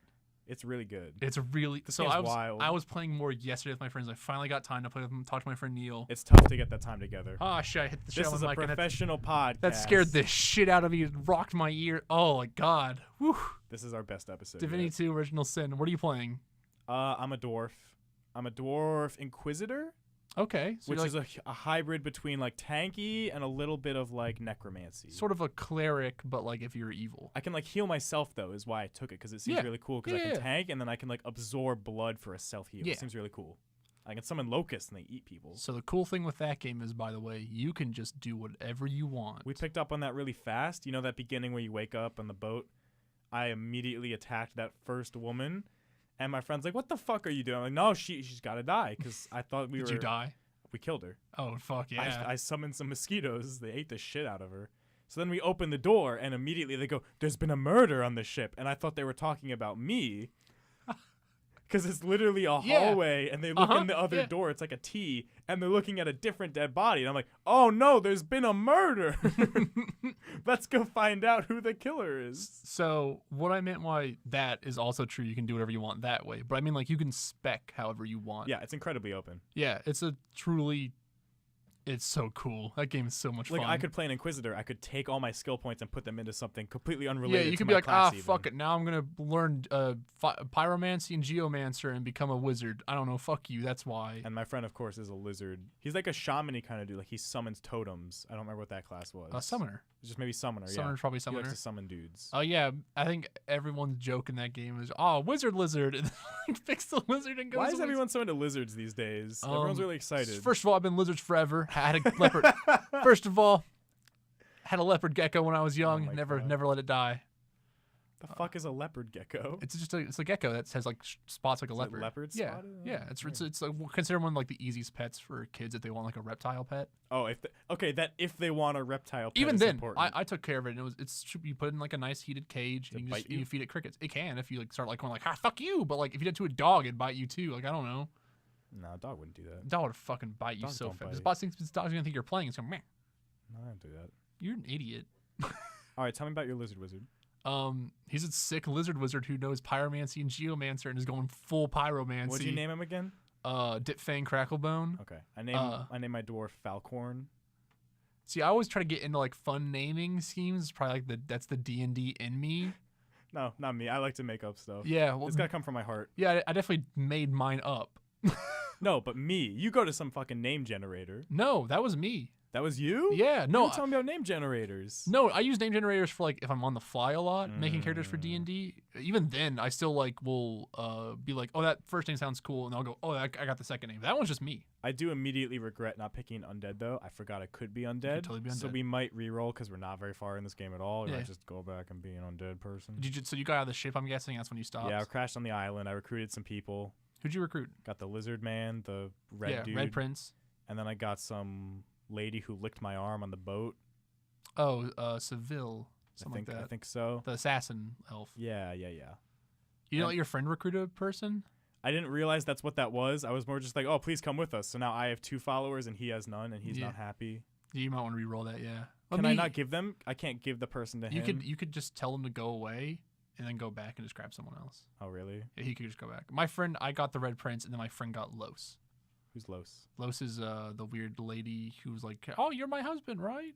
When you go and talk to her on the ship. I ain't gonna talk to her. She's like a redhead lady who gets possessed by demons every once in a while. I talked to the Red Prince, and he's like, you're my slave now. I tell him to fuck off. And then I recruit him. He's like, you're the guy who told me to fuck off. I was like, yeah, I am. Well, join me, the motherfucker. thing is, I left everyone to die on the ship, and they weren't happy about that. He's like, why would I join you? Yeah. And they joined me anyway, so. My 2 characters are really good because it's as a jester mystic, so he's a dumb jack-off who's super smart. Did everyone just pick the jester? Oh, yeah, everyone always picks does. the jester. Okay. Well, like, that game is crazy with how much, like, weird bullshit happens in it. You should get Speak with Animals as fast as you can. My friend has Speak with Animals, so he's doing that. There's a crab you can talk to who does nothing else but go, I'm a mighty crab! I'm filled with source power! And just like, just bow to me, fools! And just like a crab's like, and if you talk to it, it's just like, The only thing is my computer can't run this game very well. Did you turn down the settings and everything? Oh, that sucks. It's tough. Yeah. So we're trying to play because we just plug into a TV with an HDMI cord. We got some controllers, but it's a little chuggy. It gets a little rough. That's rough. But I think we're gonna try and make our way through it some more if we can find time. It's cool though. It's an awesome game. I'd love to find the time for it. We're still on the island. We still have our source color shack. We've been playing for like 10 hours. Jesus. But we've also been exploring literally every nook and cranny, my friend and I. And that game's combat gets really fucking hard. It gets like really tactical. Yeah, it gets like we'll like sit down and be like, I'm like, all right, I'm gonna stay here and I'm gonna do this, cut this off, and make this kind of fire. He's like, okay, then I'll go here and I think I'm gonna do a bat. He's playing like a warrior rogue mix. Ooh, I'm weird. playing pure wizard. So he's kind of like, sorry. That's okay. Does he like initiate the fight and then try and tank it from there? No. So like we're all tank. Because I made Red Prince pure tank. So Red Prince is gonna do the tank. You re-rolled him. Yeah. Well, no, he starts as that. He's like a soldier. He's like a warrior. Yeah. Oh, okay. And so he's like a warrior with like a belt, a shield, and so I'm just made him armor and just made him keep being armor boy. Okay. And he's good. So like what my friend will do usually, I have him go with the Red Prince because if you knock someone's armor out, they get hit by every physical ability. Then. Oh, like status effects. Yeah, but if they have magic armor, then they don't get hit by it. So like, that's how it works. So you have to try to knock down their armor, and then they can get hurt by your magic stuff. Or your physical stuff. They have 2 types of armor. There's magic resistant. Yeah, we were trying to like learn that because we didn't read much of the rules. We're just the physical armor is if you knock the physical armor, that means they can get hurt by all your physical attacks. Like if you have knockdown blow, which the Red Prince does, if they have physical armor on, they'll always resist it. But if you get rid of it, they'll just fall down. They'll lose their turn. Oh. So it's constantly trying to juggle that together. And then also like my guy is a earth and fire, but one of my earth spells creates oil pretty much, and I have fire, and I'm like and like throw like a fireball. It's incredible. Friendly fire hurts in this game. My friend has learned to not be near me a lot of the time or be near what I'm doing. But I've gotten really good at targeting not him. And death can be permanent. You can just fuck yourself. You need resurrection scrolls. And you need to save. You need a quick save. But I've learned how to make resurrection scrolls, so it's gotten better. That's a big deal. Yeah, that game is cool. It's really cool. I love that game. Yeah, I think it's awesome. It's been super cool. I don't know if I'm gonna beat it this year. Probably not. I'm probably not gonna beat it either. But I'm gonna keep playing with my friend. I'm gonna keep enjoying my time with it. Yeah, I think it's just a really great like broing out, hanging out game. Yeah, real broing out. Where me and him are It like, is. me and him are like, all right, tactically playing. We took like 2 hours to make our characters. You don't understand. We were like sitting there and explaining each of our own characters' motivations to each other. Yeah, it's good. I can't wait to make D&D for VGHL and have to do the same thing again, but in real life. I'm Falcorn, the Prince of Darkness, the dwarf, and he is Jared, the lizard man. I think it's Criticos, because my friend later told me this. He knows someone who has that last name. Criticos? Criticos, which is Crit-Kos. Oh, God. Like Kratos, but Crit-Kos. Just make Kratos. And then I'm Dipfang Cracklebone, the dumbass lizard wizard, who just knows how to persuade everyone. So he's like, I'm like, hey, it's okay that you're on fire. And they're like, well, I guess I am okay with this. I'm not. Please help me. And you're like, ah. And I go up to a dragon and go, he's like, death dogs at your heels. And you're like, I'm always looking for death. It's like, my friend's like, why do you keep going ahead of me? It takes a lot out of you, though. It's like D&D in that you play it and it's just draining. Yeah, it's like that one fight we had lasted like 30, 45 minutes. We were like, by the end of it, he was dead. I was dead. No. One of his companions was dead. I was almost dead. He was literally 1 health. It was wild. No, his whole party died, and me and Red Prince were like hanging on the edge of our seats, like, ah. We're never gonna. I'm dual wielding wands. Oh, you cha.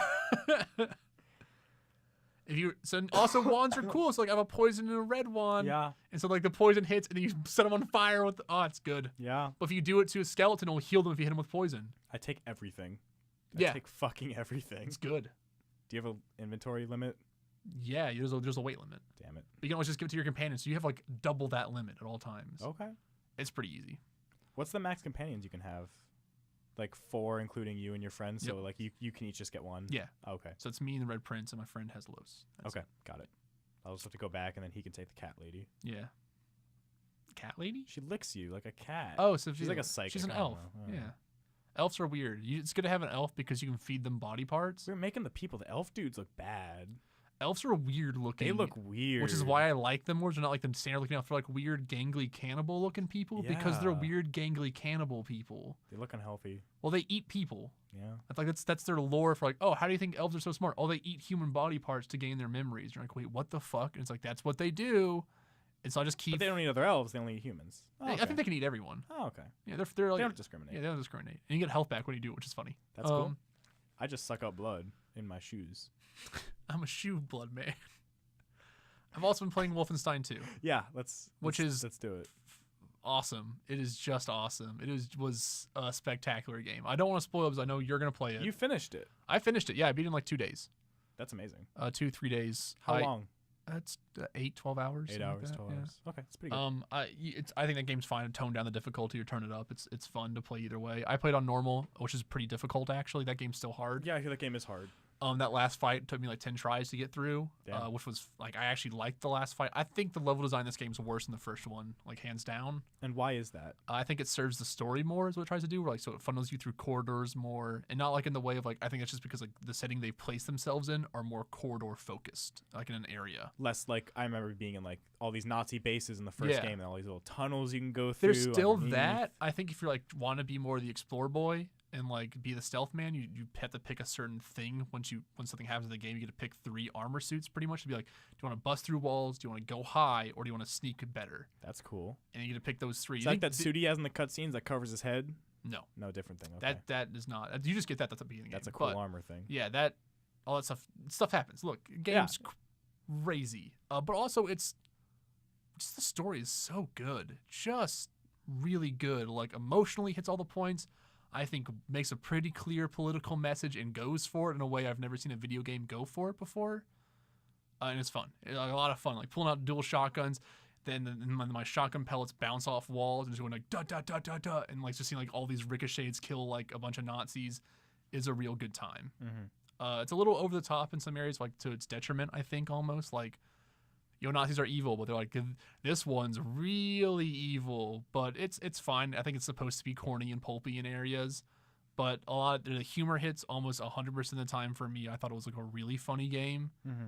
I thought the political message stuff is really interesting and actually I think treats the player as someone who's smart and capable of stuff on their own, which is cool.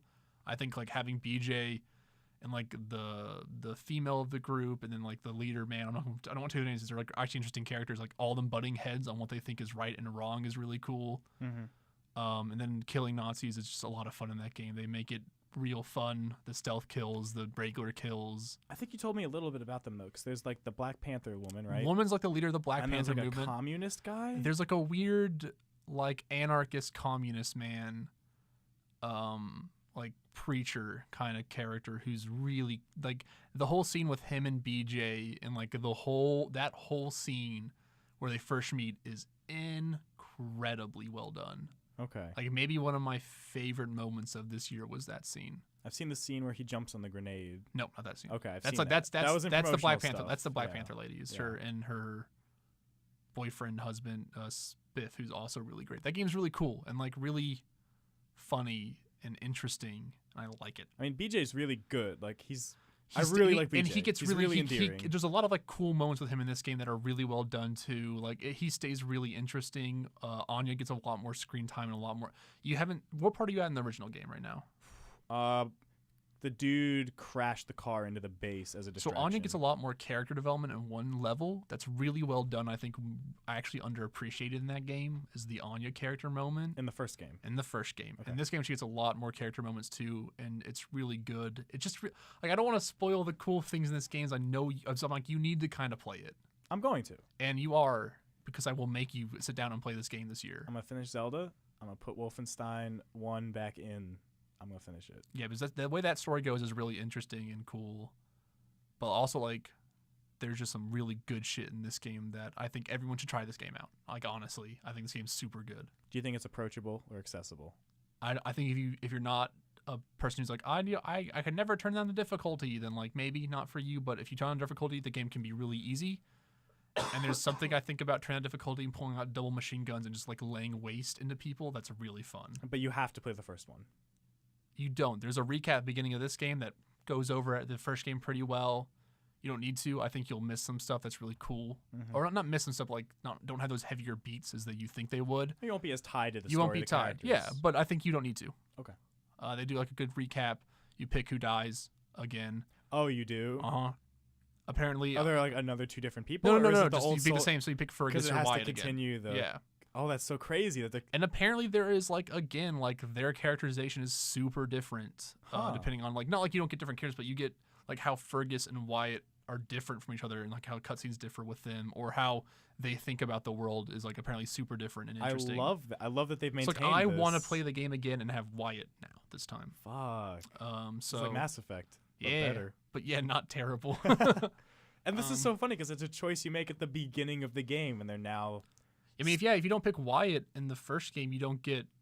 Who'd you pick to save? You say Fergus? I saved the young guy. Okay, so you get Jay then. You got Jay. You went to the You've already gone to the hideout. You know, like this super secret hideout, right? I think so. Yeah. And so you saw like the musician. Yes. Right. That's just supposed to be God.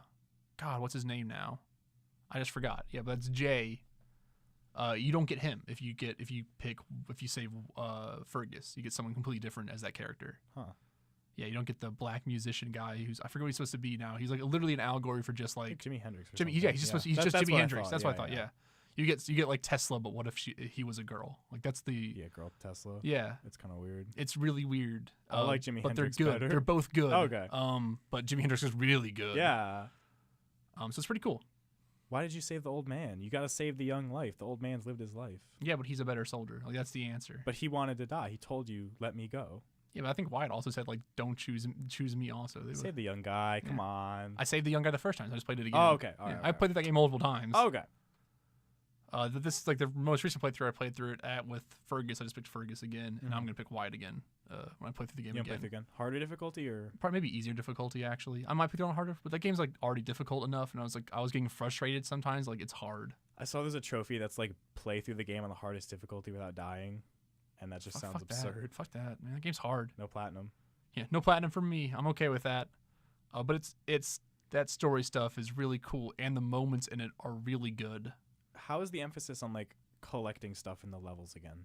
How open do they feel? Because I know you said they're more corridor based, but is there stuff to collect? Is there side there's stuff like to you do? can pick up weapon upgrades on the you pick up like it's like weapon upgrade kit. Press J to keyboard. Press J to upgrade. Kind of Doom-like. Yeah, and you pick what you want to upgrade. Yeah. Okay. I don't think it's as good as Doom, like combat-wise, but the story stuff in that game is just really good. Yeah. It is really good. It's been sticking with me.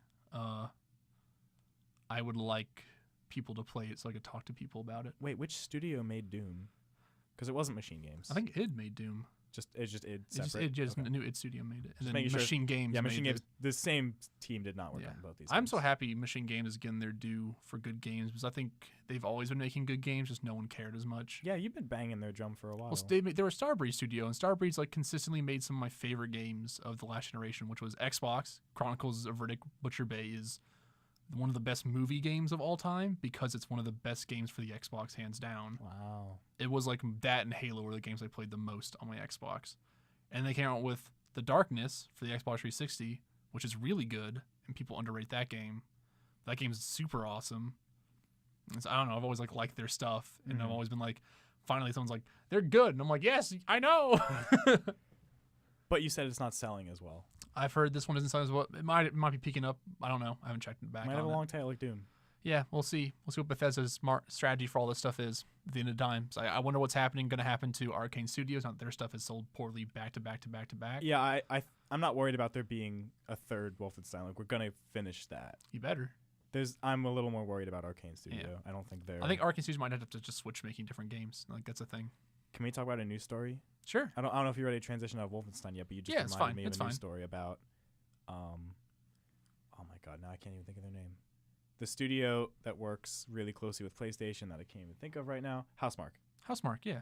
Did you see that press release about Housemarque? No, what happened? They released something saying that, hey, we make really good arcade games, but they don't sell. Yeah, I did see that. Yeah, which they're not wrong. That's fucking wild though, because they're like the best at making twin stick shooters. It's the thing where like I haven't bought all their games. I've bought most of them, and I'm like, yeah.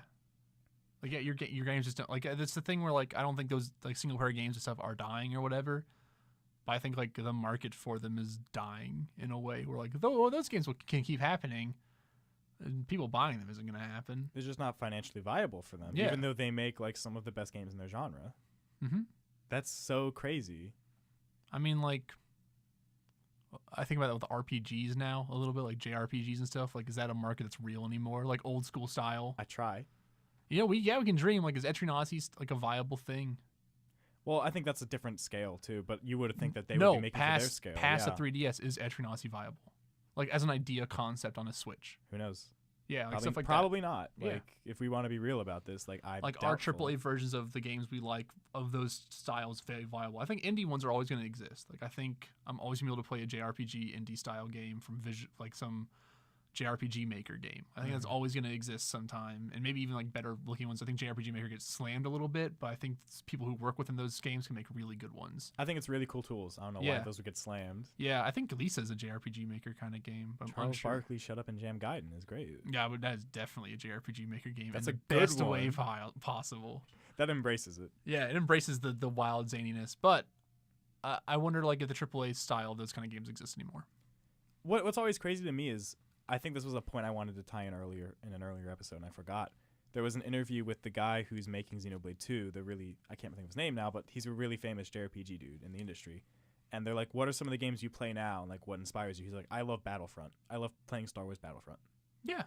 And like Battlefield. And that's crazy to me that this man making Xenoblade Chronicles 2, like his favorite game right now is Star Wars Battlefront. There's a part of me that I like those answers the most because it says someone who's like, I'm willing to look outside the wheelhouse and take influences from some other things. Like, I love the people who are like, oh, what do you think about when you make your like weird like pinball games? Like, oh, I've been playing JRPGs lately, and like that's really what I've been sitting at. And like those are the people I like listening to. So like they're willing to be like, yeah, I just kind of went outside my wheelhouse and to do weird things. I find it so unexpected though. It always takes me by surprise because you would expect them to say like, oh, they're really knowledgeable about their own genre, they're really deep in it. But I find more often than not, it's not true. I don't doubt that they are knowledgeable also in their genre. Not to say they're not knowledgeable. Yeah, that's the wrong word. I'm sorry. But like I don't doubt that. But they're also like, yeah, I also like playing a shooter. It's like us. Like it's like the thing where it's like, we do VGHL and we play video games. you also like are in a frat. And people are like, that's so unexpected. But I'm like, no, it's normal for people to do like other things within their things. That's a good point, actually, because you shouldn't define yourself. Yeah, by one like thing, I play video games. Also, I like history. I like reading books. But no, you're just video games. No, I'm a gamer. I'm just a gamer. Yeah, like that shit's like disgusting. I think that's why we hate the word gamer, Chase. Yeah, because one of the many reasons. We think we're not a fucking consumer brand thing. And we're, you should never we're multifaceted people. Confine or define yourself. That's a really good point. I never actually thought about it from that angle. Yeah, we're like I love, and also like I love hearing like the interviews of people who are like, oh yeah, I made Battlefront and here's my idea on a JRPG or something like that, because like we're hearing like what they're playing, because I'm like, I want to hear like a developer who's making something completely different go like, oh, and that's why this is super cool to me. Like when all developers were talking about like Skyward Sword or not Skyward Sword, Breath of the Wild, who make a variety of games, being like, oh, this is why this is so cool, because like, you know, this I never thought about like this, and then that's going to come into their own game in a weird way. That stuff always interests me the most. I like having people with a lot of different variety of opinions and ideas coming from backgrounds of different areas, because it makes a cool game that way. It's really cool to think about now that you say that. Like the guy, a really prolific JRPG maker in Japan, really likes Star Wars Battlefront. Yeah, like I want to hear what he thinks. Like I want to sit down and like crazy? Him for 30 minutes and be like, what do you think about Battlefront? And him being like, oh, this is exactly what I think about Battlefront. Like, is the most interesting thing to me than the guy who made Battlefront and what he thinks about. So I doubt he cares anymore. Or like I doubt he's like gonna be like, I've said all this stuff before. What can I say that's new? And he's not gonna give like someone who's like totally removed from all that and in a completely different areas. Like, you know why Battlefront's cool to me? Because of like, I like this weird thing that you never would have thought of until he brought it up. That's cool shit to me. That's why I play video games. What time are we at? Holy shit. It's been a little bit. It's been a little bit. Anything else you've been playing? You said there was something you were waiting for me to say. Etrian Odyssey, baby. Oh, just poking at a little bit. You got to, what level are you? I'm like the 4th floor. What level are you? I don't know, like 12. Oh, okay. I thought you were like 13. higher. Okay. How's it feeling? I've only played a little bit of the demo. I'm chipping my way through. I'm just going.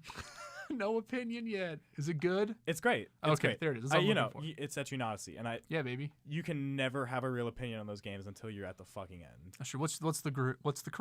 The crew. I'm thinking about taking out the Dragoon, to be honest with you. It's fair. Which is crazy because I've never functioned without a tank. But I don't think I need one. I think I can just go a little more damage. I was playing the Ranger. I was playing the demo again while I was downtiming, preparing for a D&D thing. Same campaign, right? For my D&D? No. Oh, no. Yes. I just started a game and I was like, fuck, whatever. Oh, you started new. Just I was bored. It was a demo and I was like, I'll just go again. And I picked the Ranger class and then didn't take a botanist with me. Didn't take a healer. Yeah, because the wolf can heal. So wolf can heal. Yeah. How'd that work out? Turned out perfectly fine. That's crazy. Like, it was good. The class I was playing on easy though, so I was like just kind of like fiddling with stuff. But even on easy, I got real close to dying multiple times. That game is still hard no matter what way you swing it. Yeah. That game is balanced, I think, no matter where you go. Even if you're like, I'm actually not a great. I played JRPGs back in the day a lot, but I'm not great with newer ones. So I always feel a little more tentative when I play them. And so I'm like going on like easy, and I can still get fucked up super easy. So I'm like, what? How does this work again? I haven't played a Tron in years, and it's like, is head good here? And I was like, no, you died. And I'm like, all right, running back to camp. I think Etrian Odyssey fucks up everybody. Yeah, it's a game that fucks you up in a good way. Discriminate. But what a great way to play. Like, I'm gonna wait for D&D and play D&D. Good game. I mean, that's always my favorite piecemeal game, to just play in downtime. I need to de-stress, just play for 15 minutes, just map. It's been that, and like listening to YouTube videos has been like my downtime stuff to do. It's been like, I'm gonna play Dragon's Dogma and like listen to a dumb YouTube video. Yeah.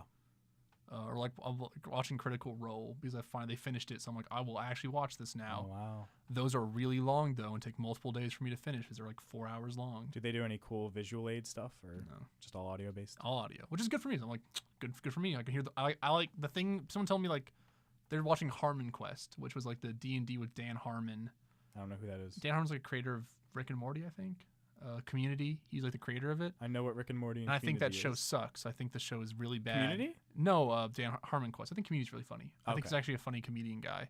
But like he threw like it's like I like seeing someone think for 15 minutes about their move and like kind of pausing, going like, would this work? And like DM looks at him and goes, no. And he goes like, goes to paper. Okay, I'm gonna looks at the DM, thinks like, how can I trick the DM into letting me do this? All right, I'm just gonna move myself 30 feet and then hold my turn, or like I'm gonna move 30 feet, do this as my action, and wait and try to, and then the DM will do something. He goes, actually I prepared what I thought this monster was gonna do, and then I did this as a counter move, and the DM's like, well played. Like, you outthought me in thinking this, because like the whole game of when you get really hard you encounters. have to tell the DM what no, you're ready not if you you never tell. You have to tell DM if you're gonna do the action, but you don't have to tell DM what you're gonna do in action ahead of his turn. You know what I mean? Like, But then how will he know if you're lying? well, no, you don't, not like that. It's like you can cast reaction pains. Like, counterspell is a spell to counter his spell. So you don't tell him that you're moving up to do counterspell. You're just moving. Hey, would this be like within 60 feet? DM's like, yeah. He's like, okay, cool. That's all I'm going to tell the DM. And then the DM casts his spell and goes counterspell, which would use your spell. But why wouldn't you always say that though? Because you're going to wait for his spell to go. And if the DM thinks you're already going to do this, he won't do a thing to you then. You're trying to always mind game what the monster's going to do. I feel like this is a lot of like wiggle room on the player's part. No. It's like think like this. You know, like how if like a monster can cast like you know, like in Final Fantasy, you put reflect on yourself if a monster has reflect on it, so the spells would bounce back and hit him still. Yeah. It's like thinking like that. You're not going to be like, actually, I'm going to throw a fireball at myself. You're going to first do this, so the DM doesn't think you're going to do that right away. It's like trying to trick the DM into doing a move that you can be like, haha, now I can do this to you. You didn't see this coming. You're always trying to mind game your DM. No, I get it. I just feel like whatever. If it's a hard encounter, you need to be like thinking. I thought the DM was more on the player's side, and I feel like you're not. Well, the DM's never supposed to be on it. The DM's job during an encounter is to kill you. The D&D I've listened to, the DM is much more friendly and on the player's side. Yeah, and I think that's fine. But like when you play D&D and there's an encounter, if the DM isn't trying to kill you, then I feel like that's bullshit. Okay. Like last encounter, the game we played, I made it really hard, and I knocked out 2 players, and one of them almost died, and then one of them was at like 1 health at the end. Mm-hmm. And like that was the end of that encounter. I'm like, all right, good job, everyone. You all barely survived it. Like that's how I want it to be every time. I never want them to feel comfortable quite ever. That's too much. That's too easy then. Mm-hmm. It's too nice to them. Too nice. They don't deserve it. Yeah. I mean, do you want Entering Odyssey to hold your hand the whole game, or do you want to fucking get hurt? No, I want to get hurt. Yeah. I want to get hurt while I make my map. And so if you're the player in that, then you're like, I'm going straight up against this guy. I need to outmind my friend. So if he does something, I can be like, haha, no, you don't. I do this instead, and reaction command and beat you. Mm-hmm. That's fun. I don't like it to be like, I was thinking of doing this. What do you think about that, DM? And the DM was saying, oh, yeah. Like I've made Colin multiple times when he's played with us, like roll for things to see what it did, and then be like, it doesn't do anything. Why would you think that'd do anything? Which has been like my favorite thing. He's like, I'm gonna shoot this stalactite to like drop it on something, and he shoots it. I'm like, you hit a rock with an arrow, nothing happens.